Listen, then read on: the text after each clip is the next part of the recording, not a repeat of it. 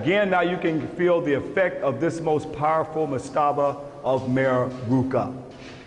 We are right here inside a mastaba that has over 300 rooms.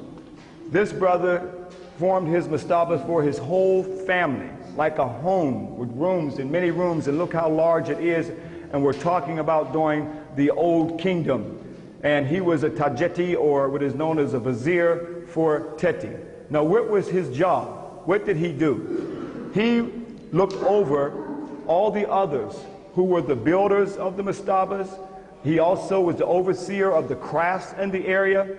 Now, what relationship can we connect that to what we know today? That is Masonry. This is where he was the overseer of, he was the grand master of all the crafts, all the workers in this area. So he was a very serious grand vizier that would be equivalent to somebody like Imhotep. But he was for Teti. Now, of course, to become such a high status, you had to go to school for 40 years to become the Grand Master. He was what you would call a son of light. The son of light was achieved by opening up of his mind, opening up his pineal gland.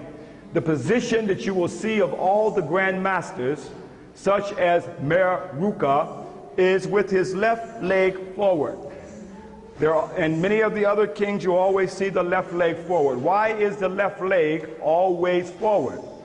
The left leg is forward, first of all, because the heart is on the left side, and they must trample down evil. Evil is always present. Our ancestors understood the laws of opposites, so you must walk with his left foot forward to trample down evil so his heart can go forward. See, as you trample it down, then your heart will go forward. So this was the purpose of the left leg forward, to trample down evil for his heart to go forward.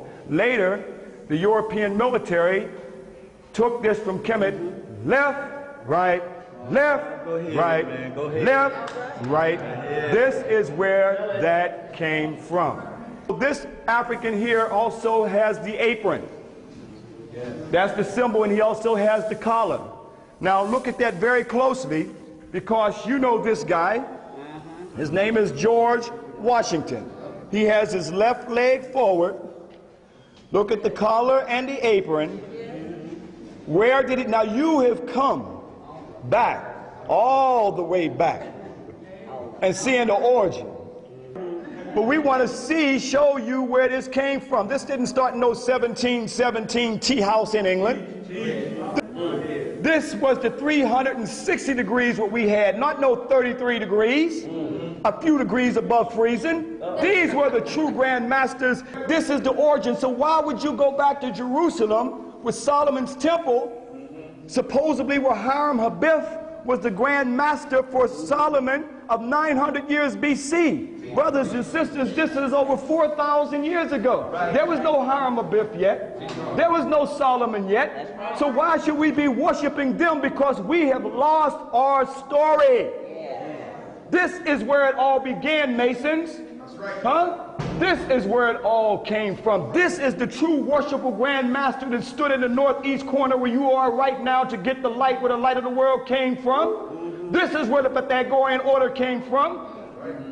So we got all kinds of levels we're going to be dealing with here. But this is where it came from. And that's why they put this symbol on the dollar bill. They knew where the light of the knowledge came from. The pyramid, here where you are, brothers and sisters, which you saw up on that hill. Why were they using these symbols? Now you understand why we were not allowed to deal with Kemet. We must take the key and unlock the sacred knowledge is what we're doing here.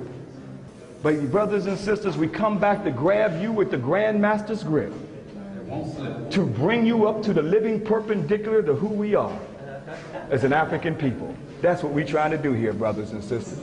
Okay, let's see if we can find some Meher-Rukas in here.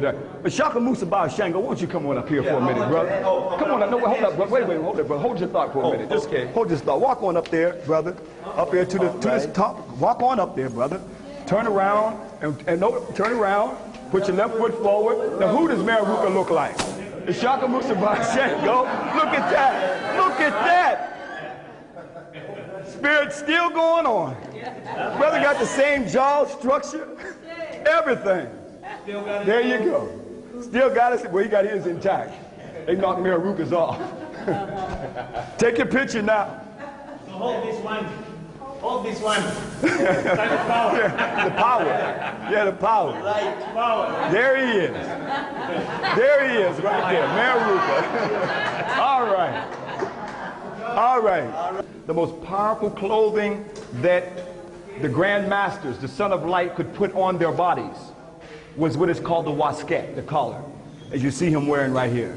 You see Mayor Ruka. You see where the Grand Master's grip of the lion's paw. See the lion's paw on Mayor Ruka? You see the paws right there? For those that may be in Masonry, when you know in the 3rd degree, the Grand Master's grip of the lion's paw was supposedly when Solomon grabbed Hiram and raised him up. But look at now keep in mind that Mayor Ruka was the Grand Master's. Look at the Grand Master's grip of the lion's paw. Look at the lion's paw right there. See on his garment right there? His collar. This is where the origin of the Grand Master's grip of the lion's paw came from. Also, this game is called Senet. Now you can see where chess came from. Okay? So long before chess, Europeans' concept of chess, now you can understand where the name chess, or chess, came from Senet.